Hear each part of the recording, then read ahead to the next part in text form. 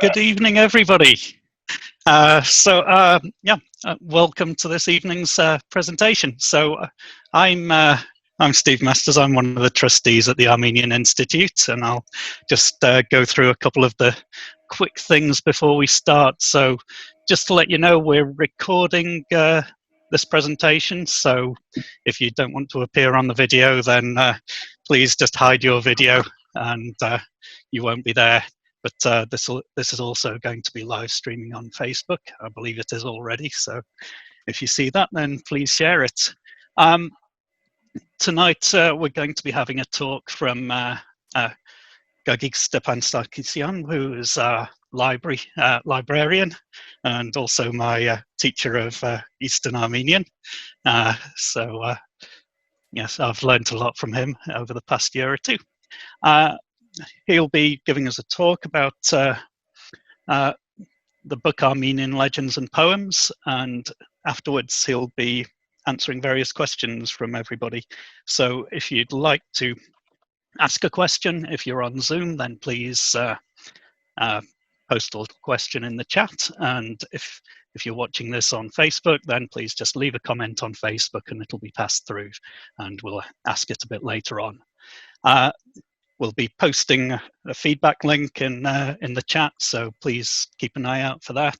We do need to get as much feedback as we can on who's come, what people would like to see, so that we can report on that.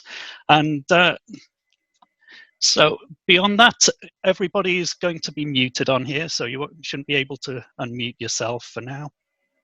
During the presentation, and we'll see afterwards if people have questions and may be able to ask them verbally. We'll see at the end. Yes, we'll generally be using Spotlight, which you've probably noticed on here, which just highlights the person who's speaking at the moment. If you don't like that, there is a little icon up at the top of the screen where you can switch to gallery view if you want to look at it a bit differently. But beyond that, yeah, please enjoy the presentation. And here's Tatevik Ayvazian, our director of the Armenian Institute. Thank you, Stephen. Thanks for the introduction. Thanks for being here, everyone. Good evening, good morning, good afternoon, wherever you are. These are particularly harsh, dark testing times for all of us with the war in Armenia and Artsakh, with COVID, and I think the American election results still being counted. Don't tell me what happened if the result is known. So this event was originally scheduled to take place on the 1st of October, which is the National Poetry Day in this country. But unfortunately, it was first days of the war. All of us were upset and overwhelmed and disturbed, so we postponed it. But now we'd like to stand very proud and strong and bring you some light through this wonderful book. I was personally beyond excited to hear the book Gagik has chosen to present. It's one of my favorite anthologies ever. This is a book combining so many things, a lot of poetry, folk tales, legends, literature, incredible translations by two wonderful women, Zabelle Boyajian and Alice Stone Blackwell, fantastic illustrations, and most interestingly, there is very strong and poignant parallel with current times and big situation in Armenian diaspora, and which we'll learn from Gagik. And now it's my absolute immense pleasure to introduce my colleague, Dr. Gagik Stepan-Sarkissian, like Stephen said, our librarian, Armenian Institute's research advisor, Eastern Armenian teacher, and also the man who knows everything. It's proven. If you know Gagik, you know it's true. And if you don't know Gagik, you can ask him any question in the chat line. I'm sure he'll answer. And I'm sure you'll have a chance to ask him after his presentation. Thank you to my colleagues who organized this, Susan Patty, Anushka Berberian, Shai Kerkedan, Olivia Melkonian, and special thanks to Stephen Masters for being here. Dear Gagik, over to you. Thank you very much, Tatevik, for that very generous introduction. And Steve. Hello and good evening and welcome everyone to this third virtual book on display event. In the framework of the National Lottery Heritage Grant, every 3 months, the Armenian Institute will put a book from our library collection on display and discuss its importance. I'm now going to share my screen, if I can. Okay, thank you. Right, today's book on display is Armenian Legends and Poems compiled and illustrated by Zabelle Boyajian. It was first published in 1916 by J.M. Dent and Sons in London and Dutton in New York. Incidentally, Léon Surmelian's book, I Ask You, Ladies and Gentlemen, which the Armenian Institute republished last year, was also first appeared under the imprint of E.P. Dutton in New York. When I first selected this volume back in August to be our next book on display, little did I know that I will be speaking about it at a time when, as in 1916, Armenians in their homeland were facing displacement and death. Datevik articulated this very well, much better than I can. The parallels between then and now for the civilian population are really unsettling. We see the same image, We see the same images separated by a century, except that the photographs are now in color. Out of respect and concern for the situation in Artsakh and Armenia, the Institute postponed this event, as Datevik said, scheduled for early October. Our attention was then focused on the terrible outburst of war in South Caucasus. In the context of these difficult days for Armenia and Artsakh, we at the Institute consider it important to carry on with our implementation of cultural programs to continue making Armenian culture and heritage a living experience. Zabelle Boyajian dedicated her book to the undying spirit of Armenia. And in her preface,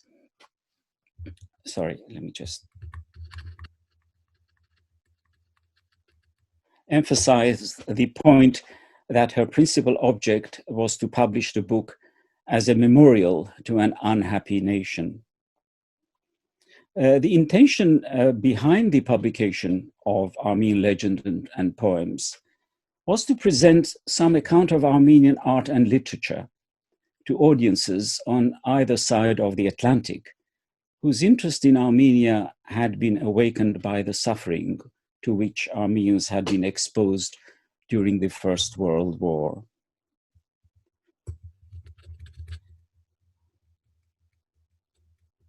In her recent book, Imagining Armenia, Orientalism, Ambiguity and Intervention, Jo Laycock of Manchester University examines the relationship between representations of Armenia and political and humanitarian responses to atrocity, genocide, and the refugee crisis that followed the First World War. Although I couldn't find a reference to Armenian legends and poems in Laycock's book, the publication of Boyajian's anthology stood out amongst numerous books and pamphlets that attempted to inform the public and aimed to sway the public and political opinion in favor of the Armenians. Boyajian's book also stood out because, contrary to the majority of other publications, which projected an image of the Armenians as a suffering nation, as you see on this cover of the book, hers, Boyajian's, was not a book of lamentation, but rather an unashamedly exuberant celebration of Armenian art and literature. All proceeds from the sale of Armenian legends and poems were to be handed over to the Armenian Fund, better known as the Armenian Refugee Lord Mayor's Fund. The fund was set up in October 1915 and was inaugurated with a meeting at Mansion House, where various important public figures, British public figures, expressed their support for Armenia. Armenian Legends and Poems was not unique in its kind as a fundraiser for a charitable cause during the First World War. There were many other deluxe publications, such as the picture book of fairy tales illustrated by Edmond Dulac and published in aid of the French Red Cross. One of the vice presidents of the Lord Mayor's Fund for Armenian refugees was James Bryce, or to give him his full title, when he was ennobled, Viscount Bryce of Ditchmount in Lanarkshire, Scotland. Amongst Armenians, Lord Bryce's fame rests chiefly with his role in the publication of the Foreign Office Blue Book, the treatment of Armenians in the Ottoman Empire, published in the same year as Boyajian's book. Bryce wrote the introduction to this anthology. He gave a glowing overview of Armenian art and history. He also stressed the importance of the book in filling a gap in public knowledge of, as he put it, remarkable qualities of the Armenians against a background of news about the oppressions and cruelties that they were being subjected to. One might say that while Boyajian's input in translating and compiling this anthology of Armenian legends and poems was her way of commemoration, for Bryce, the publication of the book was an opportunity to construct a cultural rationale and promote humanitarian engagement. Who was Zabelle Boyajian? She was born in 1873, some say in 1872, in Diyarbakir in southern Turkey. Lord Bryce knew her father, Thomas Boyajian, a former Protestant clergyman who was the British vice consul in the region. After the death of his first wife, Thomas married Zabelle's mother, Catherine Rogers, an Englishwoman and a descendant of the poet Samuel Rogers, who was a contemporary of Byron and Wordsworth, but of course less famous than these two. Zabelle was schooled at home, and her love of Armenian and English literatures was instilled in her from an early age by both her parents. Zabelle's father was killed by a mob during the Hamidian massacres of the mid-1890s. The family escaped to Cyprus first and then moved to London, where they settled, where Boyajian devoted herself to the arts and enrolled in the Slade School of Fine Art. She published her first book under the pen name Varteni in 1901. Yester, the Romance of a Life, was a novel based on events in the aftermath of the massacres in Sassoon in Western Armenia in the 1890s. In London, Boyajian immersed herself in painting, writing essays on literature, and introducing Armenian writers to the English-speaking world through her translations. One of these writers was the renowned poet Avedik Isahakyan, with whom Boyajian maintained an active correspondence. On this slide, we see an example of Boyajian's Armenian handwriting, a letter addressed to Isahakyan, written in a blend of East and West Armenian. She starts with East Armenian and eventually goes into West Armenian prose. Boyajian was an accomplished painter, and painting was her true passion. She illustrated books, her own and others, and produced works in various styles, exhibiting widely in European countries and in Egypt. One of her paintings, La Petite Danseuse, was recently sold at an auction in France, not at a very high price, I'm afraid. Right, I'm sorry to have kept you waiting. After all, you're here to see the book on display. So let's look at the book itself and examine its contents. After Boyajian's preface and Bryce's introduction, there follows a selection of poems and legends from the early Middle Ages to the beginning of the 20th century. A mix of ancient Armenian lore, folk songs, early devotional and secular poems, and also contemporary works in East and West Armenian. Almost a third of our book, towards the end, is taken up by a lengthy essay entitled Armenia, Its Epics, Folk Songs and Medieval Poetry by Aram Rafi, who was the son of the celebrated Armenian novelist and poet Hagop Melik Hagopian, who took the pen name of Rafi.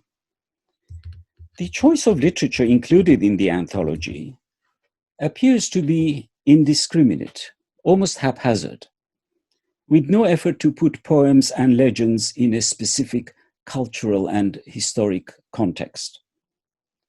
But perhaps that was deliberate, to avoid distractions and allow the reader to take away whatever he or she wanted from the book.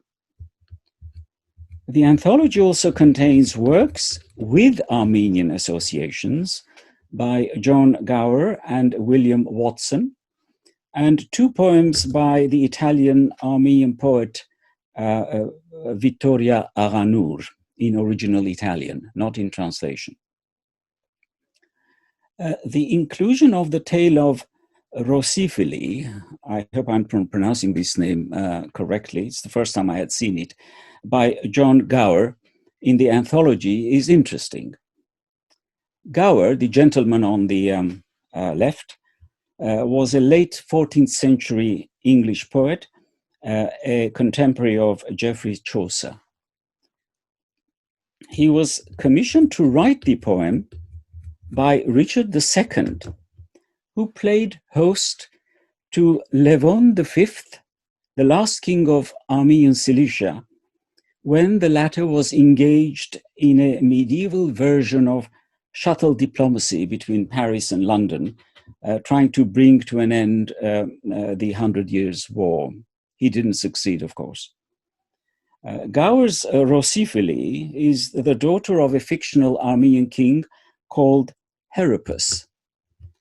The princess is slothful concerning love, and Venus and Cupid set out to correct her wantonness. In Boyajian's illustration of this tale, the princess's figure is reminiscent of royal women, especially the girls depicted here in Cilician Armenian manuscript illustration. 7 poems were versified by, the great majority of legends and poems were of course translated by Boyajian, but 7 poems included in the anthology were versified by Alice Stone Blackwell and included in the book by Blackwell's permission. Like Boyajian in England, Blackwell in the United States played a central role in the promotion of Armenian literature at the turn of the 20th century. An American poet, feminist, journalist, and human rights advocate, Alice Stone Blackwell had collaborated some 20 years earlier with Ohanes Chachumyan and Bedros Kelcik, the writer, on the translation of Armenian poetry that appeared in her Armenian poems in 1896.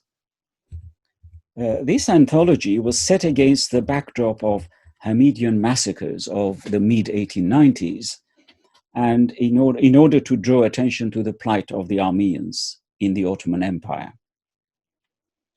Like Boyajian's book, Blackwell's Armenian poems acted as a cultural emissary, its publication a literary event that carried with it a vision of a culture in crisis. Blackwell's English rendering of Bedros Turian's poem Lajag, the Little Lake, included in Boyajian's book, is, I think, a masterpiece of poetry translation and versification.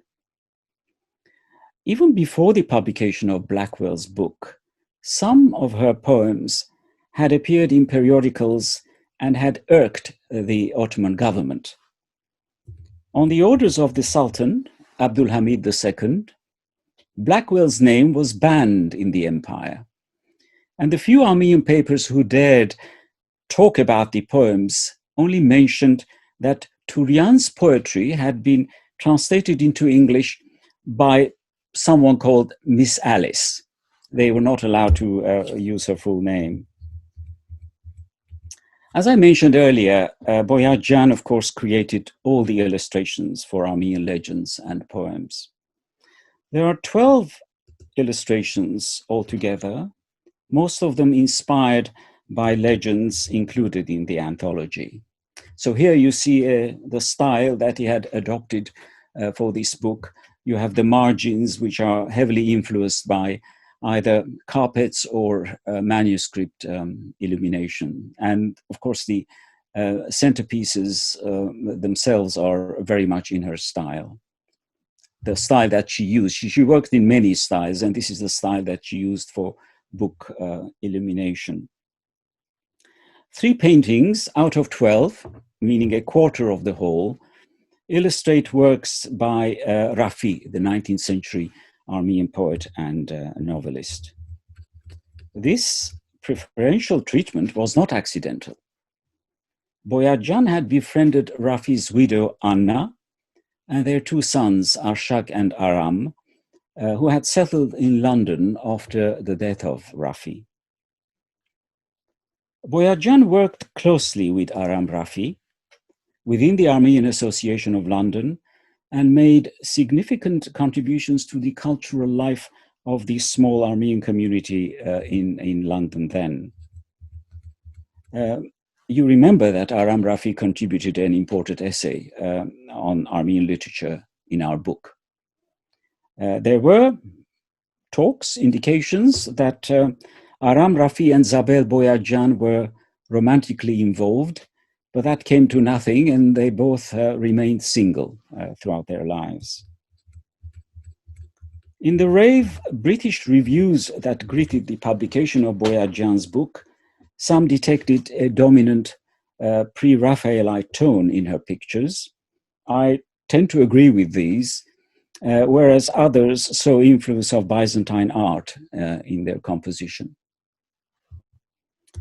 Boyajian used the same style when illustrating the Armenian translation of Hamlet by Hovhannes Masehian, which came out in 1921 in Vienna. My favorite piece in the anthology is The Birth of Vahagn, one of the legends Boyajian chose to illustrate. At first glance, it reminds one of a painting by Turner. Boyajian called Vahagn King of Armenia, which is not true. He was a deity in the pre-Christian pantheon of Armenian gods. The birth of Vahagn has come down to us thanks to Moses of Choren, Movses Chorenatsi, a chronologically itinerant Armenian historian whom modern scholars have moved from the 5th century to the 8th, some even to the 9th centuries, and then back again to the 5th century. We really don't know when he lived or wrote. In the early 3rd century, the cult of Vahagan became particularly strong in Armenia. We don't talk much about pre-Christian Armenian religion, which was very much influenced by Zoroastrianism. Vahagan became second only to Aramazd, the principal deity, and like Mithra, identified with the sun. Eventually, Vahagan assumed Mithra's place and in the dominant Zoroastrian trinity of Armenia, and this trinity then became Aramazd, or consisted of Aramazd, Anahit, and Vahagan. The cult of Vahagan was so important that an early chronicle of Christianization of Armenia devoted far more detail to the destruction of the temple of Vahagan than to any other pagan shrines. However, my choice of the poem associated with Vahagan has nothing to do with his divinity.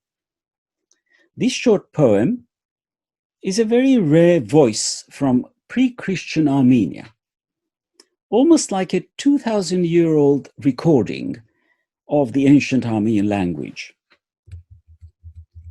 To end, I'm going to read this poem to you, first in Boyajian's masterly translation, so that you will know what the poem is about, and also hear its rhythm, which Boyajian skillfully managed to maintain in translation. Afterwards, I will read the poem, the Armenian original. I was tempted to read it using the phonetics of the 5th century Armenian, but I didn't think I could do justice to it. So I decided to read the ancient Armenian poem according to the phonetics of modern East Armenian.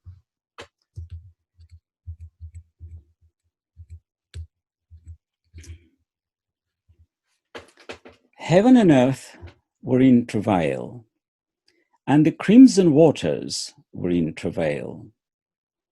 And in the water, the crimson reed was also in travail.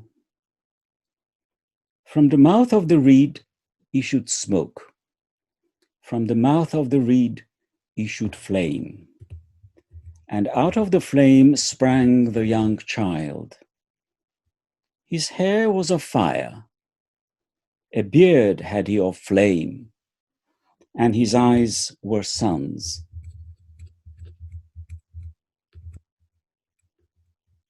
Երկներ երկին, երկներ երկիր, երկներ եւ ծովն ծիրանի, երկ մի ծովուն ուներ եւ զգարմրիկն եղեգնիկ, ընդ եղեգան փող ծուխ ելաներ, ընդ եղեգան փող բոց ելաներ, եւ ի բոցույն վազեր խարտյաշ պատանեկիկ, նա հուր հեր ուներ, բոց ուներ մորուս, եւ անչկունքն էին արեկակունք. Thank you.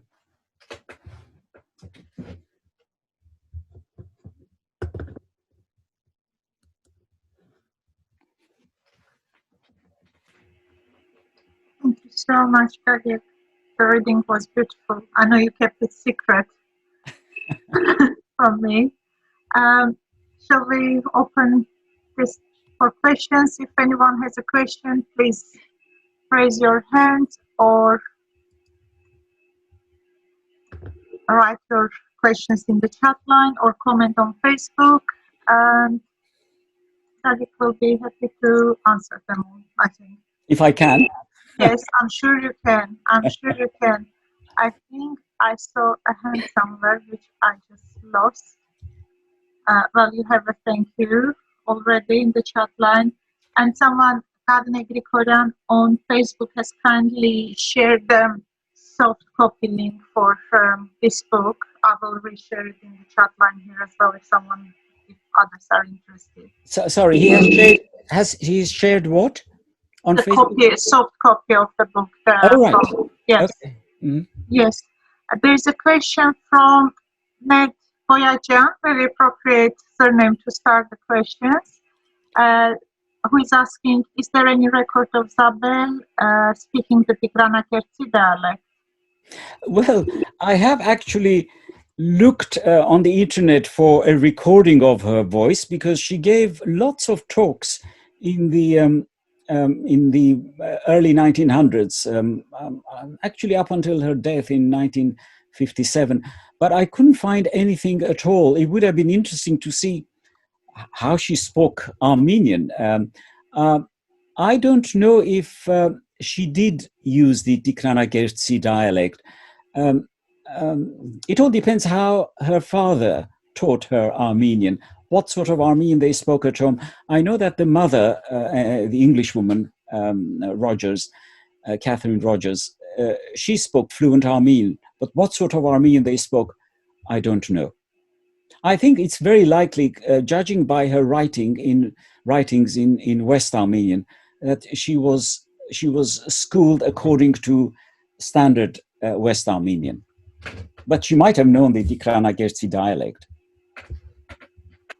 But she was quite, she was born in 73, so she must have been about 22, 23 years old when they left Turkey for London.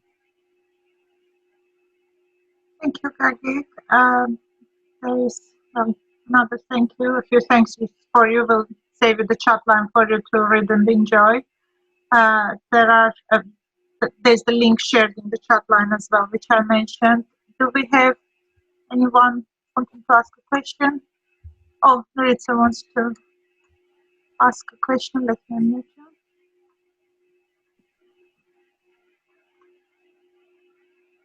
Hello, can you hear me? Yes? Yes. Gagik, thank you. It's thanks to that book that I named my unborn baby Vahakan. Because I had been given a beautiful copy of it, an archival copy of it, and I was reading it, and I thought, "Oh, here's a name." So, but I was wondering. She's so fascinating. Was she known by other English poets? Did she have any? Did she have a reputation in England? Did she? What was her? What was her? I think she did have a reputation, because she wrote quite extensively. She wrote essays on English writers and poets. So, and I think she was a regular contributor to the Contemporary Review. So she was, I think, she must have been mildly known in England as a name, and as an activist even, perhaps. It's considering the time in the early 1900s, single-handedly, she was able to promote not only Armenian art and literature, but also write about English literature. In English? Oh, in English, yes. Yes. And were there other Armenian writers who did the same in London at all? Do you know? Well, one is Aram Rafi, who also wrote in English essays about, but mostly about Armenian culture and literature. He was a linguist. I think he taught at SOAS, or the University of London. Russian, I think he taught, because he came from the Caucasus. The family were raised in Tbilisi. Yeah. Thank you. Another question for you, Gagik, in the chat line from Yana Yesayan. We have only literary surnames today. Who is asking, are there any ideas that the legends presented in the book have in common? Well, almost all the legends are taken from the history of Movses Khorenatsi, all of them, and they all deal with pre-Christian Armenia, like the marriage of Artashes and Satenik, birth of Vahagan, the downfall of Artavaz, who had rebelled against his royal father. So I think the only common trend about these legends is that they all date back to pre-Christian Armenia. And as far as I know, Khorenatsi was the only one, although he was a Christian monk, or at least an ordained priest.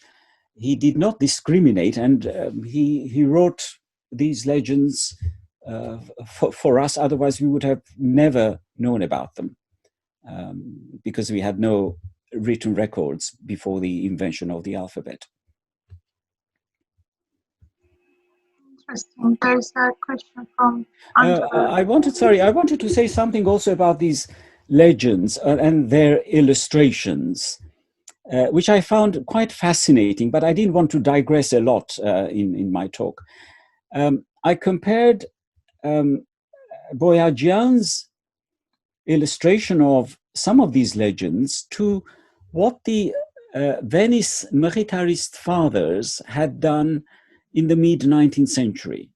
They had commissioned some quite well-known Italian engravers and artists to depict these legends, these pre-Christian legends, and they appeared quite extensively in books of history that they published. Interestingly, these depictions by Boyajian, they don't mimic, but they are inspired, I think, by these mid-19th century engravings that the Mkhitaryan's produced. So it's more or less, including, for example, the downfall of Artavasd on his horse, wearing more or less the same costume as in the sketches provided by the Mkhitaryan's. They're more or less the same. So this is something which has entered the world of artistic depiction of secular scenes from Armenian history. Thank you, Gagik. Meanwhile, we received two more questions. Angela Sutton is asking, translation of Birth of Bahagan by Der Hovanesyan and Margosian, the 78th edition, which you all well know, refers to a blonde boy running from the flames of the ring. It's true. The blonde bit doesn't appear in Boyajian's translation. Khardyash would be translated into blonde in English. Well, I wouldn't like to guess anything about the arrival of Indo-Europeans or the Indo-European of Armenian, the Armenian people at all. Can I add something to this, Gagik? Please, because in the beginning of the poem, they start with Hurher. He's a red-headed boy in the beginning of the poem, isn't he? And he has a beard. He's a bearded baby. Yes, that's right. Yes, Hurheruner. Yes, yeah. But there's Hurheruner. It was a little ginger bearded baby. Yes. Well, it could be. It might be that the Hurheruner is a bit like Anushka's hair, reddish. Yeah. Well, she's carrying Vahakan Stimben. A different question from Arminej Khanyan. He wants to know what happened to Zabelle Boyajian. Did she live the rest of her life in London? Yes, as far as I know, she lived in London. She continued her work of translating works from Armenian literature. I mentioned her active correspondence with Avedik Isahakyan. The letter I think I showed was dated 1946, and she was the first person who translated Isahakyan's Abulala Mahari into English. And it's a very good translation. So she continued until her death in 1957, yes, early 1957. So I think she was quite a well-known figure in amongst the Armenian community in London until the very end. Yeah. Thank you. Do we have any more questions? Let me move. Oh, Nuritz is commenting that her illustrations recall Aubrey Beardsley. I agree. Yes, I agree. Yes, especially the illustrations in Hamlet, in Maseyan's book, Translation of Hamlet. I agree with that, Beardsley, yes. I'm trying to seek raised hands in the gallery. Let me move to gallery. So, oh, I think Levon has a question. Levon, am I missing you? I should know that. Was she involved with the establishment of Sarkis? Is there any record of her taking part, coming to church there, or doing anything? Well, if she was a churchgoer, there would have been no other place for her to go but St. Sarkis. Yeah. But I haven't found any record of her being associated with the church. As you know, she would not have been a trustee because up until 10, 12 years ago, there wasn't a woman trustee on the board of church trustees. So, but I don't know whether she was involved with church life at all. I don't even know, but she might have been a Protestant. I don't know, because her father was a former Protestant clergyman.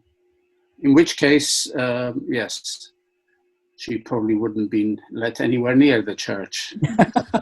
Sadly. Yeah. Well, that's not true, but it would also account for her association with a lot of English people. She would have met them through church gatherings as well as other ways, and have a lot. Likely, yes, yes. Gagik, people want some book recommendations from you. Diana Yesayan, thank you for interesting presentations and explanations. She wants to explore the world of Armenian legends and myths. What books or authors also collected the Armenian legends would you suggest to read?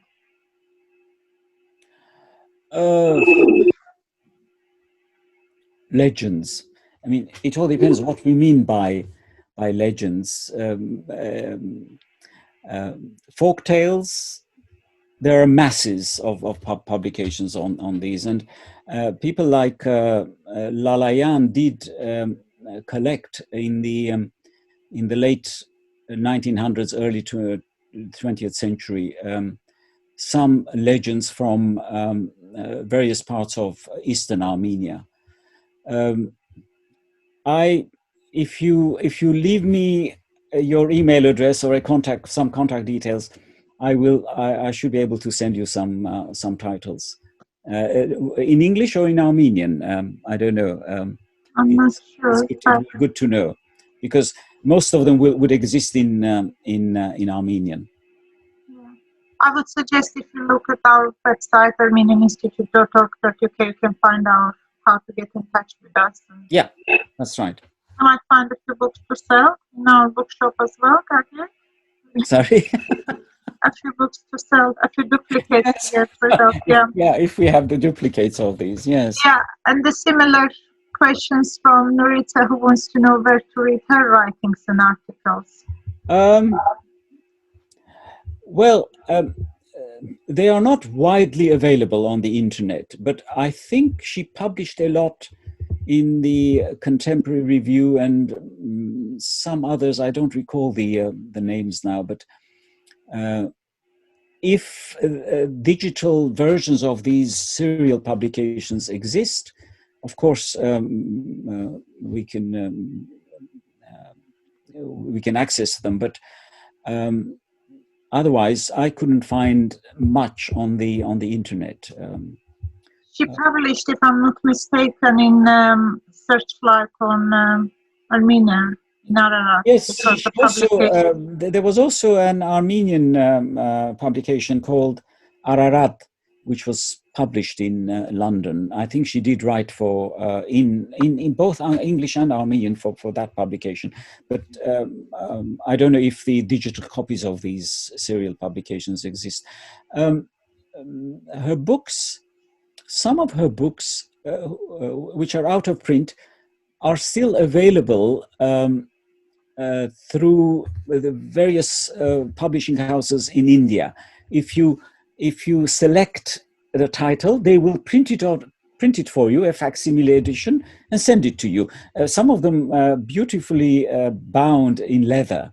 So it's worth checking these on Abe Books. You put the title and they will be able to quote you a price. That's great.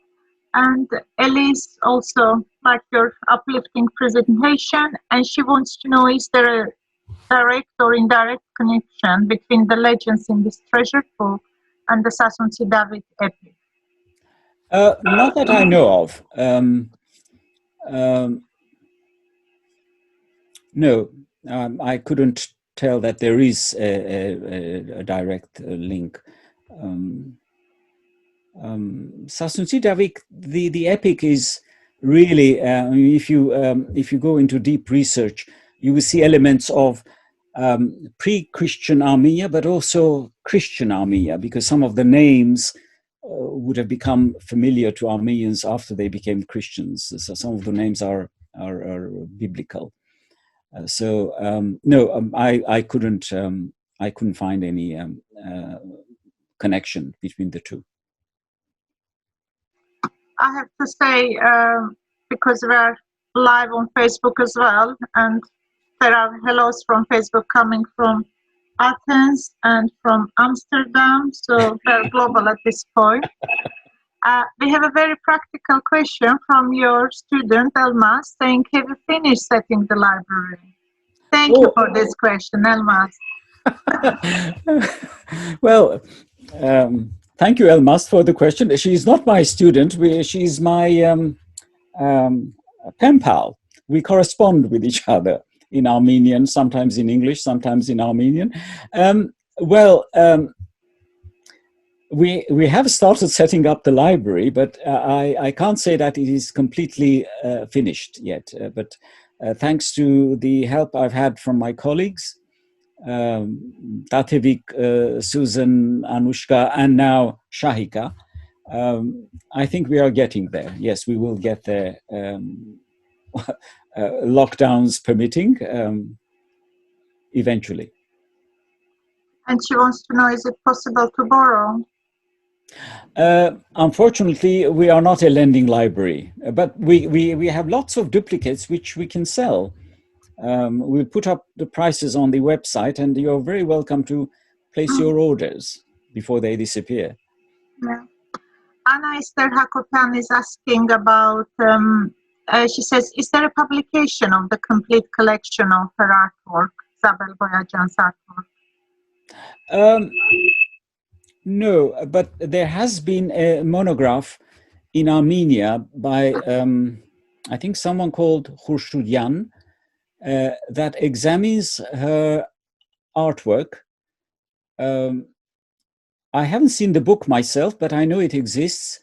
As far as I know, there isn't a collection of her paintings. She, as I said during my talk, she worked in many styles, and we should not forget that she also illustrated the first publication of the Epic of Gilgamesh. And the book itself is retailing at very high prices on the internet, thanks to her illustrations of this epic. Actually, the editor and the publisher of the book approached her to do the illustrations. We don't know. Possibly they had already seen the work she had done for this anthology. Gagik, looks like we have a very practical audience tonight. We have more suggestions. All right. Yes, because Sylvie House saying, can we have something in the future on pre-Christian mythology and how they were transmitted?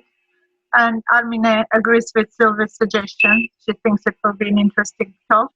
And I assume they want you to talk about. Can have a word with our program manager, Susan?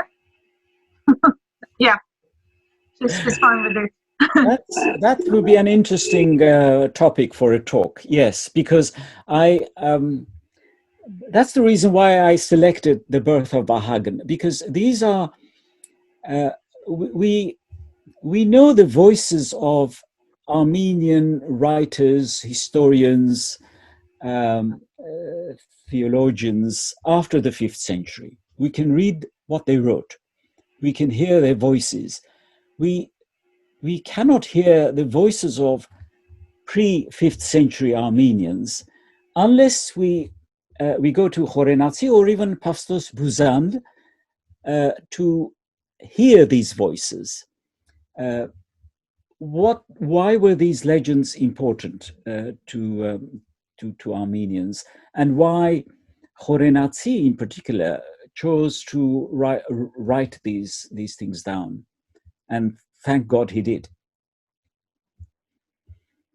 Yeah, thank you, Sylvie. It's a good suggestion. So perhaps I should say watch this space. Yes, we should. I know Roots has been talking about as well doing something with this Gohtan Yerker, as they're called. Yes. Yeah. That's right. Yeah. I have a suggestion. We have a suggestion from Nevat Katrani, which I love, who says, can you / someone perhaps publish a calendar with her paintings? Yes, let's think about this. Excellent idea, yes. Okay. There's one more vote for Sylvie's suggestion for Elise. And then another request from Sue Krekuran, who says, could the Armenian Institute have a digital collection of these precious manuscripts to make them more widely accessible? I can see Stephen Masters smiling in the background because he always talks about digitizing our collections. Gagik, how do you feel about digital versus books? These precious... Well, digitizing the books, but I think she's mentioning manuscripts. Should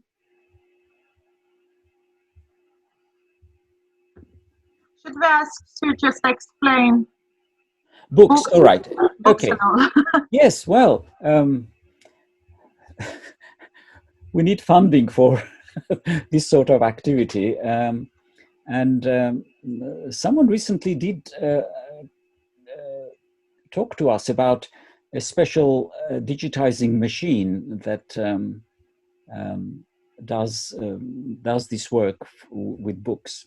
Yes, an excellent idea, of course. So it will be, I think it's, the book is out of copyright in any case.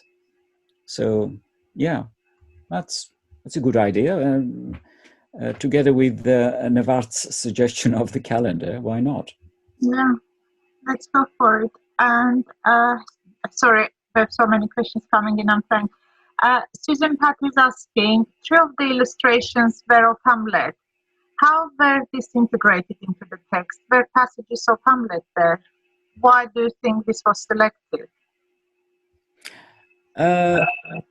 Well, the illustrations of Hamlet came from the Masehian's book, Masehian's translation. And there are only 3. She also did the title page. There are only 3, and I think they have been put in the book haphazardly. So when I tried to read the pages on either side of the illustrations, there was no connection. So one has to be very familiar with the story of Hamlet to place them in. I don't know why these scenes were selected. It could be that the translator commissioned Boyajian to represent these scenes. We don't know. I have a question myself. Okay. The book, which was obviously fundraising initiative, how do we know how well did it do? Did it raise a lot of money? I couldn't find any information on that. I did search. I know that it's possible to know how much the Lord Mayor's fund raised, phenomenal amount, I think, but I couldn't find any information on how much this book contributed to fundraising.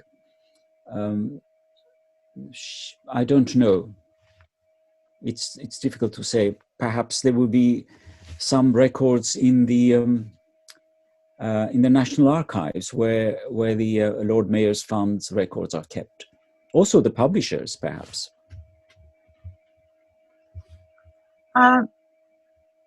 Another question would have been interesting to find out. Another question from Rita, who wants to know your opinion on her novels, if you've read them.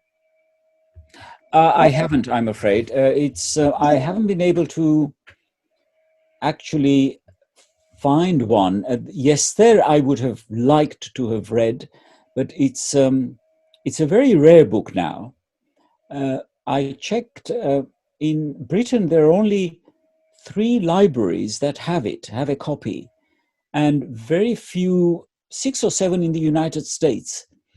So I have read a bit about the novel, Yes, There, the romance of a life, and it has something like 29 to 30 chapters and deals with the suffering of a young Armenian girl, I think, but I haven't been able to read that novel. I don't know if she did publish any more novels after that. She was mostly writing on literature and art, as a sort of art critic, and also translating a lot, as I mentioned earlier, from Armenian poets until late in her life.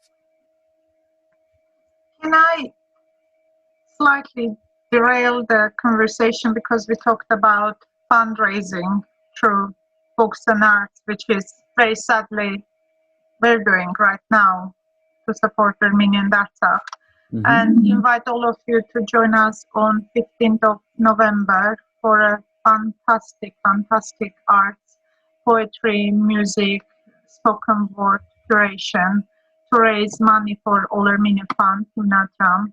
We have already few names announced, a few bands, Metz Bazar, Tigran Hamasyan. We'll have a few celebrity speakers.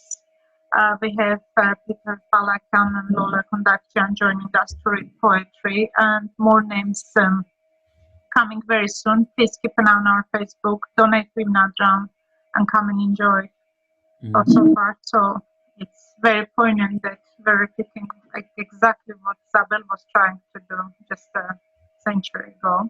Yeah. And meanwhile, we have a delicious treat for you as well on Monday, a music studio which will be run by Levon Chilingara called Musical Nationalism. I won't try to explain what is it. Join us on Monday evening, find out for yourself. But back to you, Gagik, if you want to add anything else about the book. I think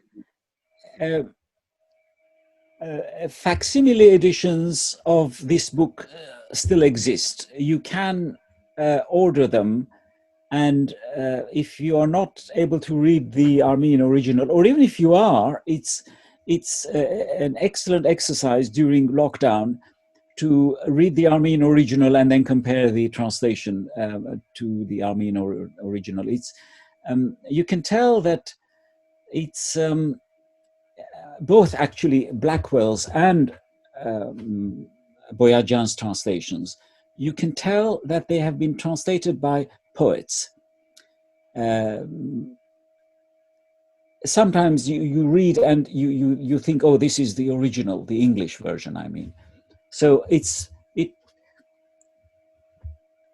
try to get a copy on, I'm not going to mention a name on what company, but they are widely available on eBay and Abe Books as well, the facsimile edition. So a good reading material during lockdown. Gagik, do you think we can convince you to read another poem before we wrap up? And I'm sure you know very well what I'll be asking for. Which one? Lechaka, the little leg. I don't have the book with me. I have to go and get it downstairs. Would you like to read it though? No pressure. No, it's actually, it's not a very easy read because it's all, Well, that's a good reason to organize another event then. yes, Sorry. yeah, I prefer that. So actually, I would prefer it to be read by a native speaker of English and the native speaker of West Armenian. That would be a good combination. That's good. There is quite a conversation going on in the chat about digitizing, funding, practical suggestions, which I love.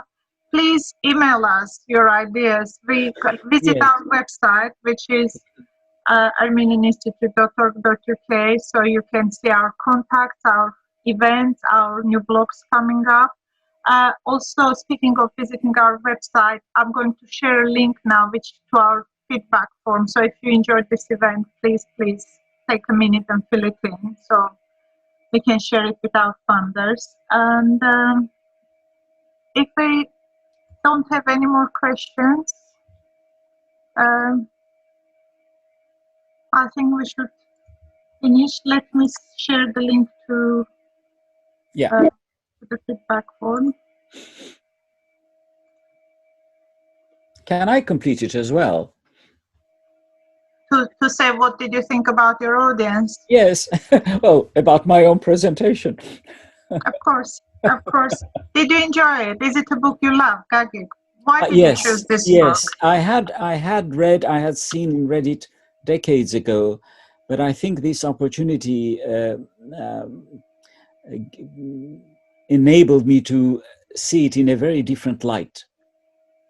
You delve deep into the book and also into the characters of people who produced it, because there were several people. It's not just Boyajian. You have Boyajian, Blackwell, and Aram Rafi.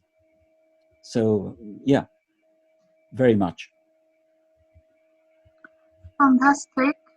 Thank you, everyone. Please save this feedback form link. Gagik, thank you so much. Thank you. Thank you, Susan, for organizing our programs. And thank you to all my colleagues, Stephen, Anushka, Oliver, Shaika. I cannot see you all. Hope you enjoyed it, and we'll see you next week. Join us. Yes, on Monday. Okay. Bye-bye, everyone. Thank you.